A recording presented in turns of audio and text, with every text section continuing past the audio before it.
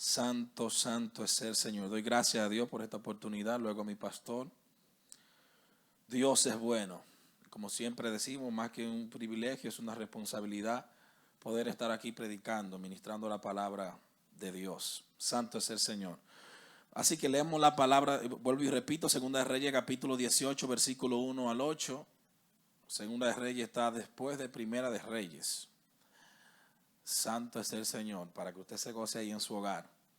Leemos la palabra de Dios en el nombre del Padre, del Hijo y del Espíritu Santo. Los que están aquí me pueden decir amén. Amén. En el tercer año de Oseas, hijo de Ela, rey de Israel, comenzó a reinar Ezequías, hijo de Acaz, rey de Judá. Cuando comenzó a reinar era de 25 años y reinó en Jerusalén 29 años. El nombre de su madre fue Abid, hija de Zacarías. Hizo lo recto delante de los ojos de Jehová, conforme a todas las cosas que había hecho David su padre. Él quitó los lugares altos, él quebró las imágenes y cortó los símbolos de acera, e hizo pedazo la serpiente de bronce que había hecho Moisés, porque hasta ese entonces le quemaban incienso los hijos de Israel, y la llamó Nahustán. En Jehová Dios de Israel puso su esperanza, ni después ni antes de él hubo otro como él entre todos los reyes de Judá, porque siguió a Jehová y no se apartó de él, sino que guardó los mandamientos que Jehová prescribió a Moisés. Y Jehová estaba con él, y donde quiera que salía prosperaba. Él se rebeló contra el rey de Asiria y no le sirvió. Hirió también a los filisteos hasta Gaza y sus fronteras, desde las torres de las atalayas hasta la ciudad fortificada. Señor, te damos gracias por tu palabra en este momento. Bendecimos y glorificamos tu nombre, Padre. Te damos gracias, Señor. Una vez más, Dios, reconocemos delante de tu presencia y de cada hombre, cada ser humano, cada hermano que nos escucha, de que no tenemos nada que dar, Señor, de que no somos nosotros, sino tú, Dios, de que, como dijo el salmista, no a nosotros, sino a ti, oh Dios, sea la gloria. Así que, Padre, dependemos de tu suministro, dependemos de tu espíritu, dependemos de ti, Padre celestial. En el nombre de Jesús, habla a nuestras vidas, edifica tu cuerpo, tu iglesia. En el nombre de Jesús, amén y amén.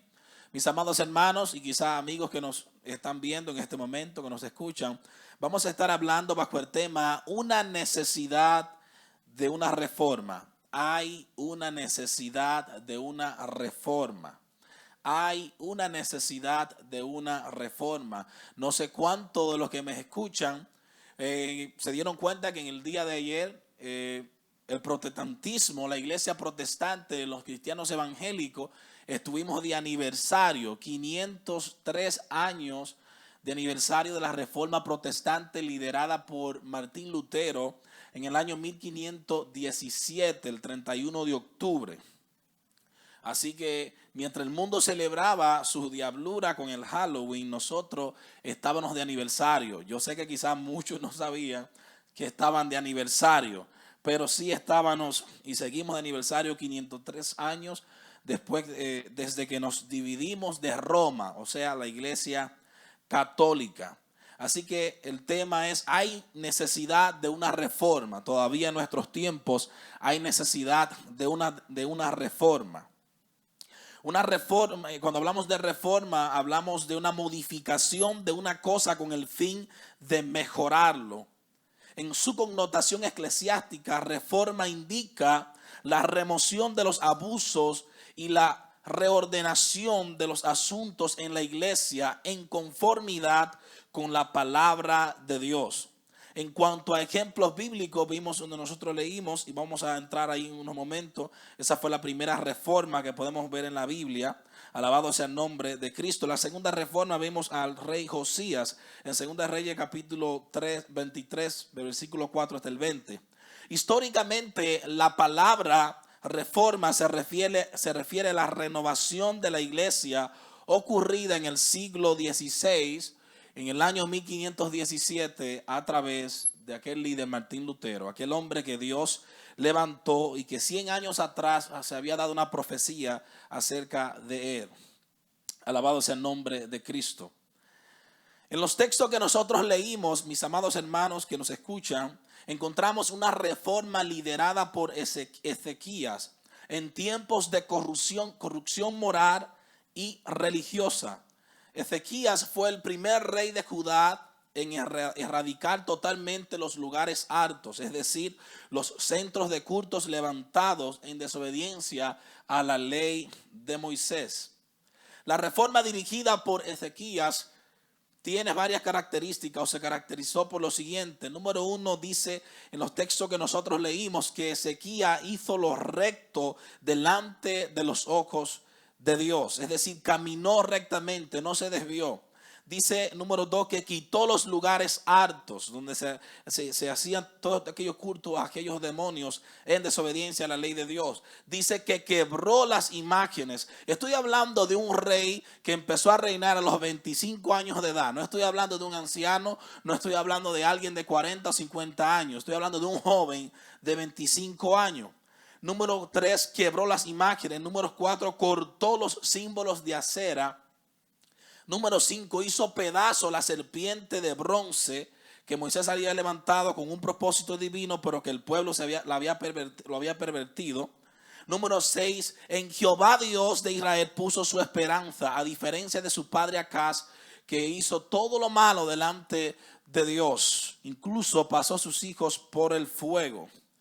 Número 7, siguió a Jehová y no se apartó de él, sino que guardó los mandamientos de Jehová que Dios había prescrito a través de Moisés. Número 8, él se rebeló contra el rey de Asiria y no le sirvió. Este era un hombre radical. Número 9, hirió también a los filisteos, los principales enemigos de Israel para ese entonces. Alabado sea el nombre de Cristo. Es decir, que la reforma liderada por este hombre, Ezequías, hay varios rasgos que podemos notar. Fue un hombre que Dios lo levantó con un propósito a los 25 años de edad de limpiar al pueblo, de acabar con la idolatría, de acabar con el pecado, de acabar con la inmoralidad, de acabar con todo aquello que se rebelaba en contra de la ley de Dios. Mis amados hermanos, en el día de hoy yo no voy a basarme simplemente en esa reforma. Quiero hacer hincapié en la reforma liderada por Martín Lutero en el año 1517, aquí el 31 de octubre.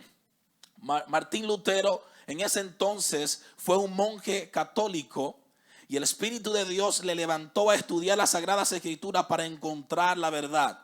En tiempos donde se decía, en tiempos donde se creía que el único que tenía derecho a estudiar las Sagradas Escrituras era el sacerdote, nadie más podía estudiarla, los papas podían estudiarla y aquellos que dirigían la iglesia católica en aquel entonces sí podían estudiar las Escrituras, pero los demás creyentes no podían estudiar las Sagradas Escrituras y por eso hubo tanta gente engañada. Mientras tanto, Dios levantó a este hombre, Martín Lutero, y el Espíritu de Dios le abrió sus sentidos, su entendimiento para poder encontrar la verdad. Martín Lutero, luego de encontrar la verdad y darse cuenta, mis amados hermanos, luego de darse cuenta de que el justo vivirá por la fe y no por las obras, no por las indulgencias, del que el justo vivirá por lo que Cristo hizo en la cruz, por sus méritos. Luego de darse cuenta, dice, según narra la historia verídica, 100%, dice que él clavó sus 95 tesis en la puerta de aquel templo en Wittenberg el 31 de octubre del año 1517. La queja principal de estas tesis era la venta de indulgencias, con las cuales se pagó una buena parte de la construcción de la Basílica de San Pedro. La base de las indulgencias estaba basada en la creencia de que el favor divino se podía obtener por méritos humanos, especialmente económicos. En otras palabras, al dar dinero a la Iglesia Católica de ese entonces, Dios perdonaba pecados y hacía que el donante pasara menos tiempos en el purgatorio después de su muerte. totalmente una herejía en contra de la palabra de Dios. De esta forma, la ofrenda religiosa era el pago necesario para tener una buena relación con Dios. La intención de Lutero nunca fue dividir la Iglesia Católica, sino reformar sus enseñanzas erróneas.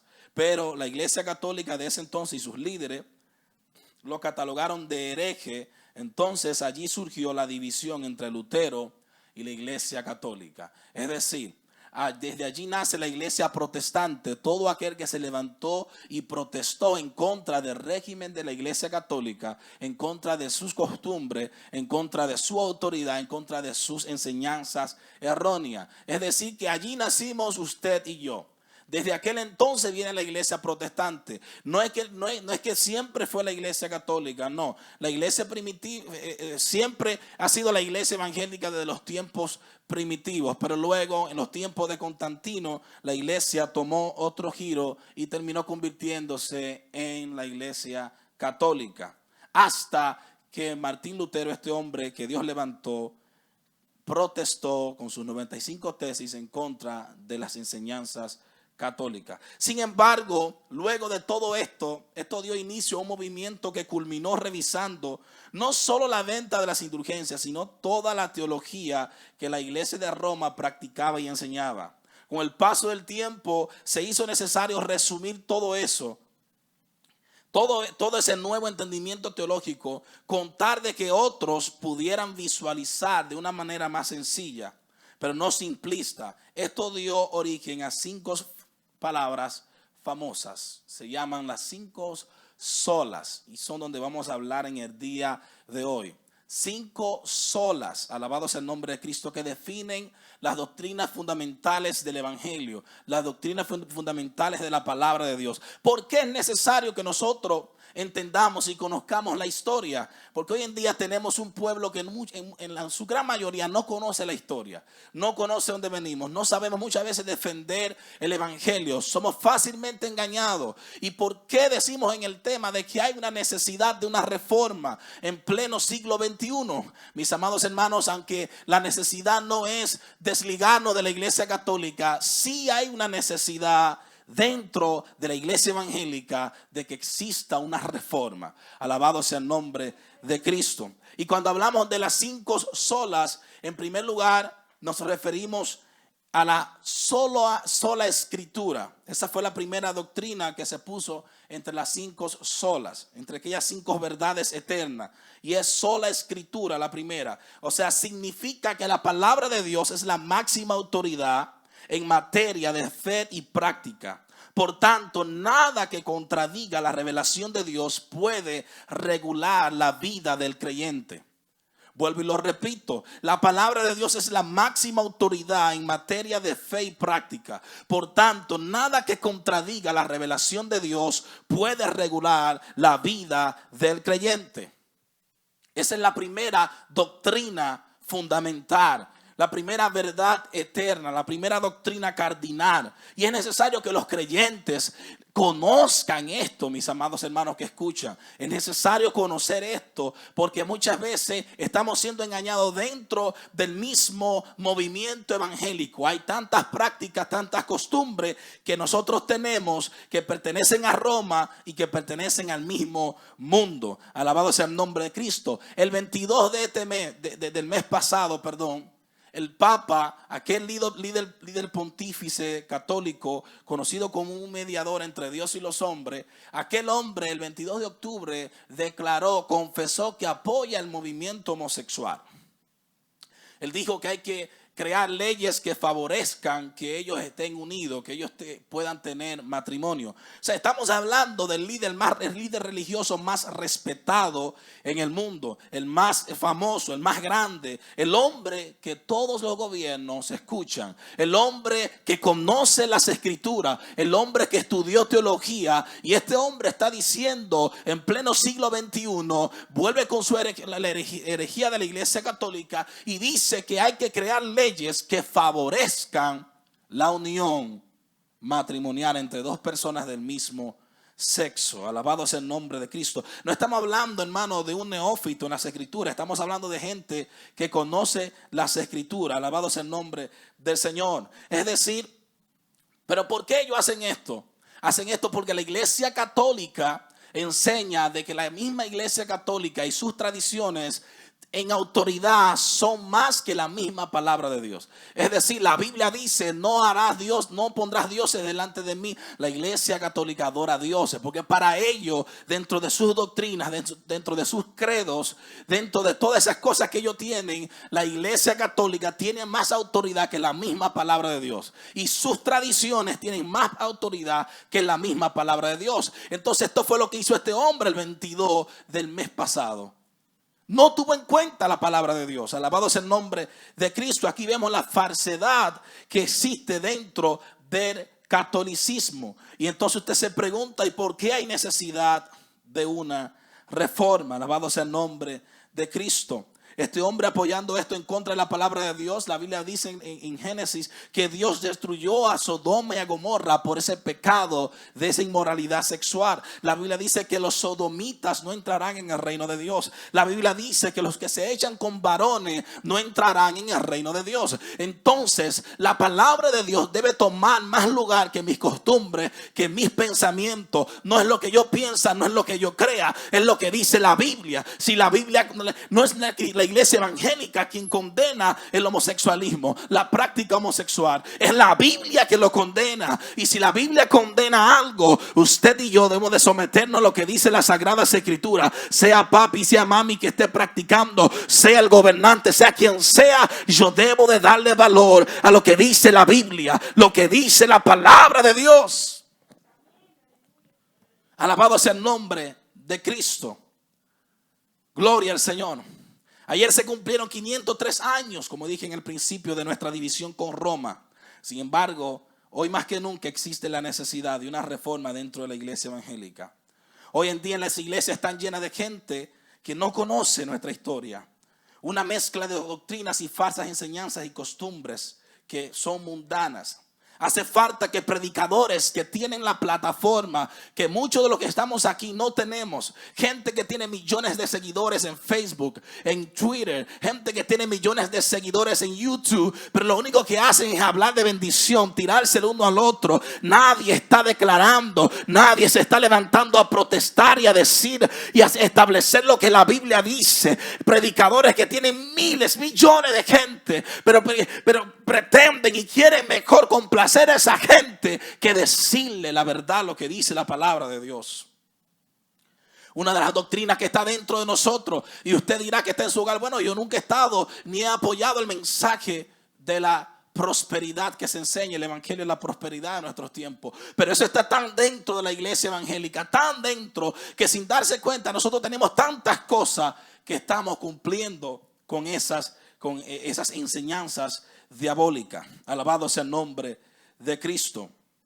Dios es bueno. La confesión positiva, eso está dañando la iglesia hoy. La confesión positiva o palabra de fe, que es lo mismo que el evangelio de la prosperidad, afirma que las palabras tienen poder espiritual y que si decimos en voz alta las palabras correctas, con la fe correcta, podemos obtener riqueza y salud, atar a Satanás y lograr cualquier cosa que queremos. La Biblia dice que si tú pides conforme a la voluntad de Dios, entonces Dios te dará lo que tú estás pidiendo. No lo que quiera tu alma, no lo que quiera tu carne. No. Y pedir conforme a la voluntad de Dios es pedir que yo ame a mi esposa, es pedir que yo trate bien a mis hijos, porque esa es la voluntad de Dios. Es pedir que mi relación con Dios sea fuerte, porque Dios quiere tener intimidad conmigo. O sea, esa es la voluntad de Dios, no es lo que quiera mi carne. Sin embargo, eso está dentro de nosotros y muchos de nosotros caemos en ese error sin darnos cuenta.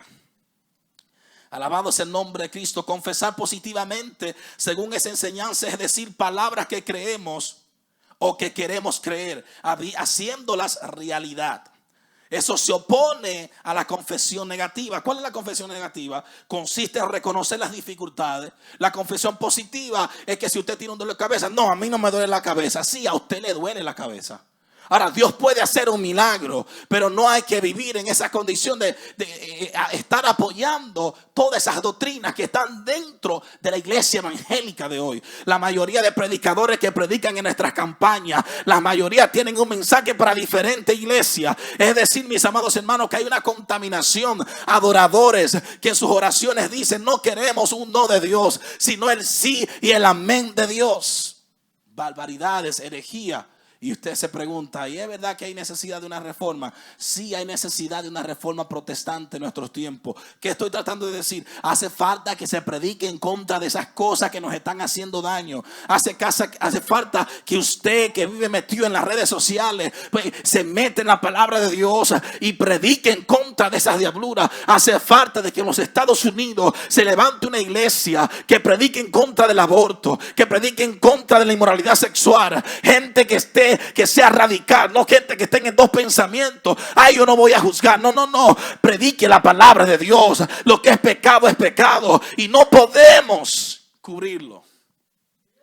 Hace falta una reforma protestante, no de nosotros la iglesia católica. Ya nosotros estamos desligados de allí. Es entre nosotros mismos. Hay que sacar a la luz todas las diabluras que nos están haciendo daño.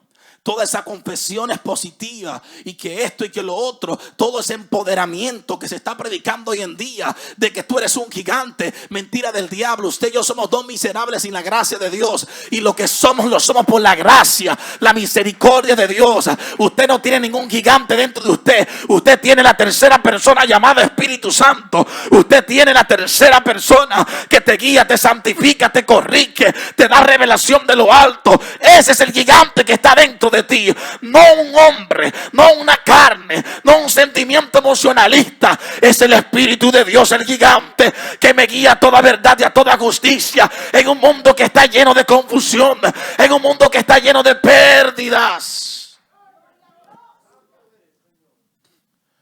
Tantas mujeres en especial predicando y levantándole el ego a muchas mujeres, levantándole el ánimo a mucha gente. No, si usted está deprimido, váyase de oración. No busque que nadie le levante el ánimo. Pídale a Dios, hable con Dios. ¿Qué es lo que está pasando, Señor?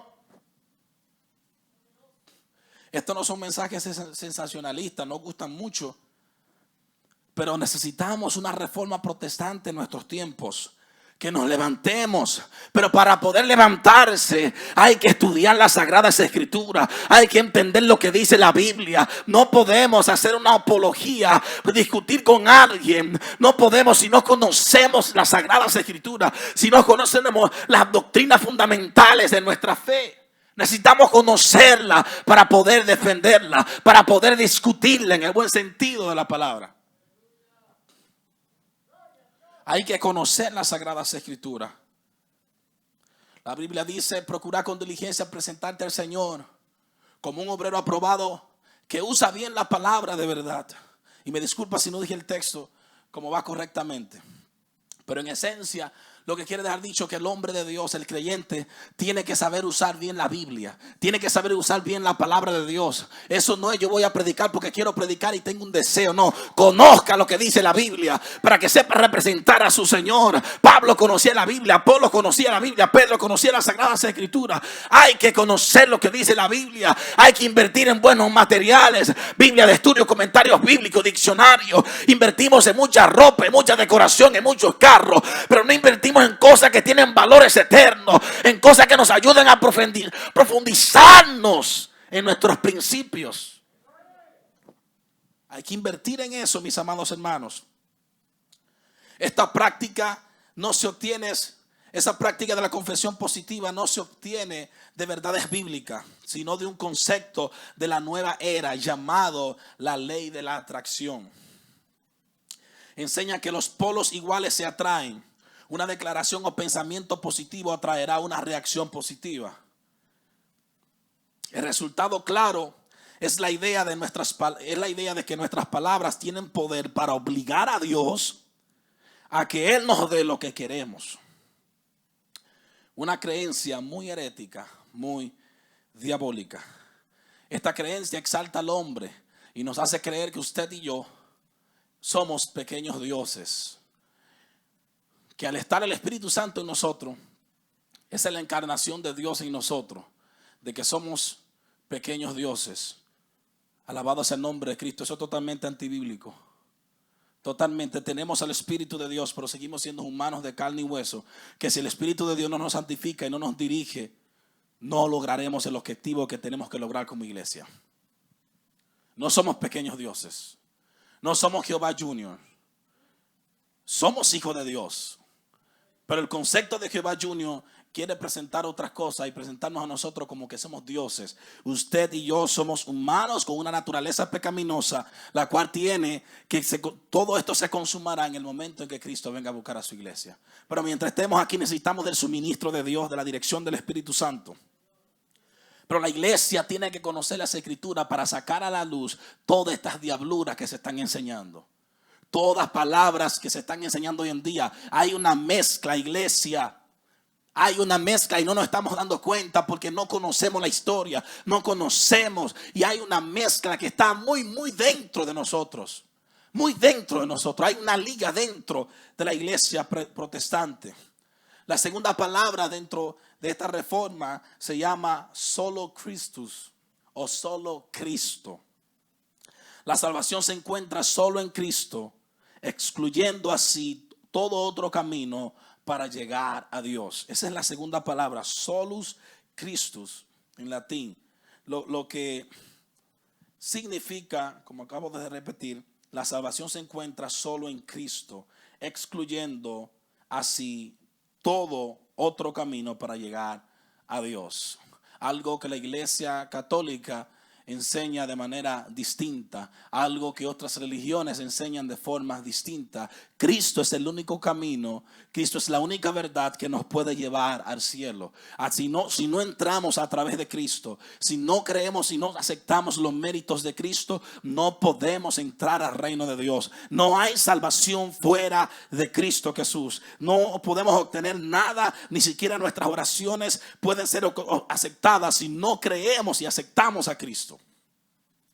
Y esas son herejías que están dentro de la iglesia también.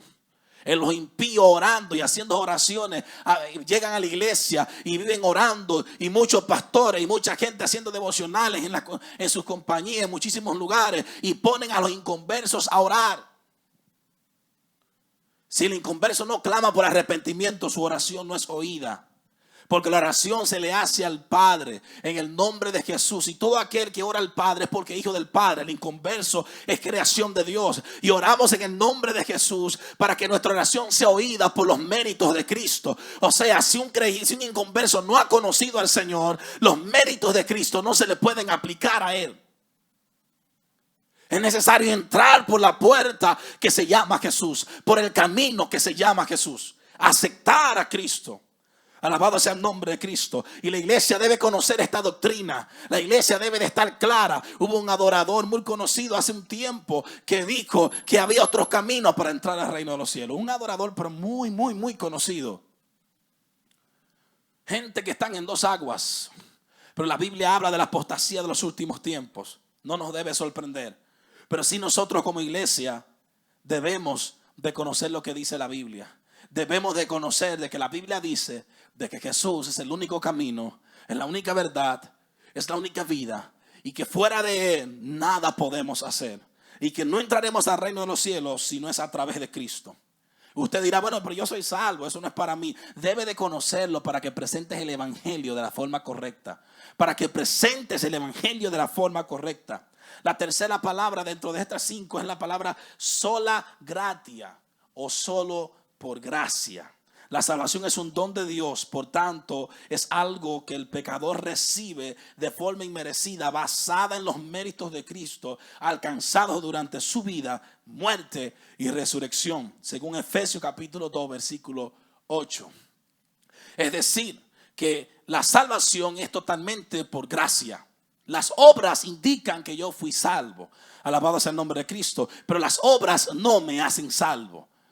Eso es una de las otras herejías que tenemos dentro de la iglesia evangélica protestante de nuestros tiempos. Aunque nos hemos desligado desde la reforma hasta nuestros tiempos, nos hemos desligado de Roma, todavía tenemos conceptos, todavía tenemos doctrinas dentro de nosotros que pertenecen allá.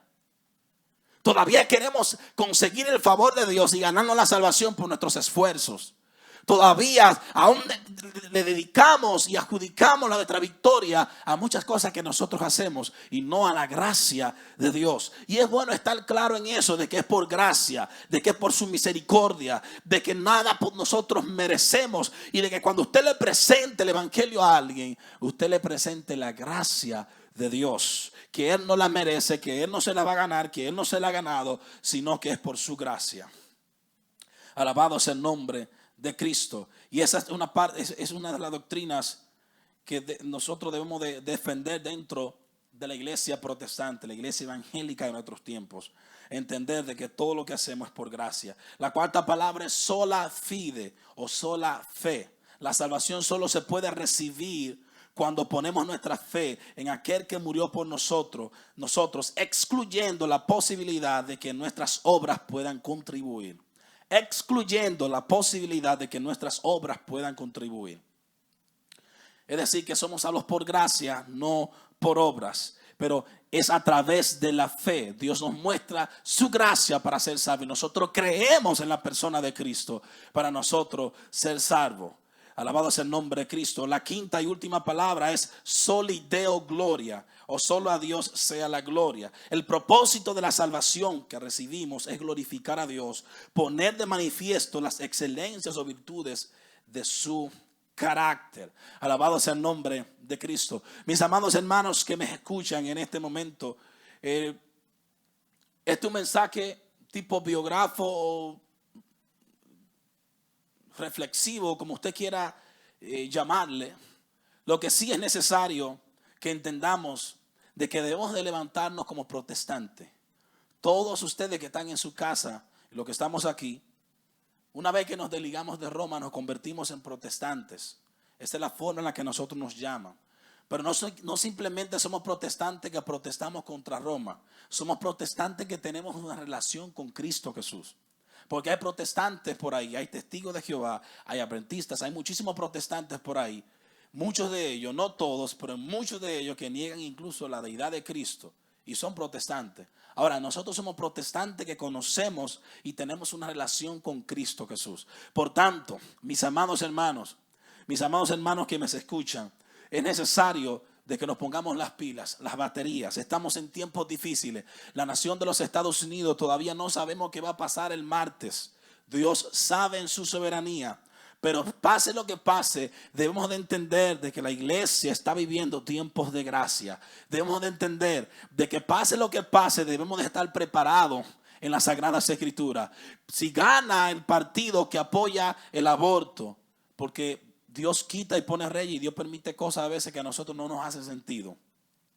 Pero si gana un partido que apoya el aborto, el homosexualismo y que quiere cerrar las iglesias y muchísimas cosas, usted y yo tenemos que estar preparados. Usted y yo tenemos que estar afirmados en las Escrituras, porque mucha gente va a negar la fe. Mucha gente no sabemos qué persecución pueda venir en contra de la iglesia. Pero si usted y yo estamos afirmados en la palabra de Dios, vamos a entender de que pase lo que pase, todo va a obrar para bien. Y vamos a defender de que no importa de que la agenda LGTB quiera imponer sus costumbres y su práctica desviada. No importa que quieran ponerlo y entrarlo en nuestras mentes. Usted debe de estar claro en lo que dice la Biblia. No importa de que el aborto quieran hacerlo legal, que lo hagan legal si ellos quieren, pero la iglesia debe de estar afianzada en la palabra, lo que dice la Biblia, lo que dice la palabra de Dios. No negociar nuestros principios. No importa lo que pase a partir del martes, debemos de mantenernos como protestantes. Protestando en contra del pecado, en contra del adulterio, en contra de la pornografía, en contra de la laxivia, del homosexualismo, de toda clase de inmoralidad sexual, en contra del alcohol. Debemos de mantener ese espíritu de protestante, protestando en contra de todo aquel que se llama cristiano y su comportamiento es impío, no conoce al Señor. Protestando en contra de todas las diabluras que usted ve en Facebook, protestando y reprendiendo todo aquello que hace daño a la imagen del evangelio. Dios le bendiga, Dios le guarde, y el copastor por este lugar. Denle un fuerte aplauso al Señor allí desde su hogar. Recuerde el tema de hoy. del cual hablamos hay necesidad de una reforma.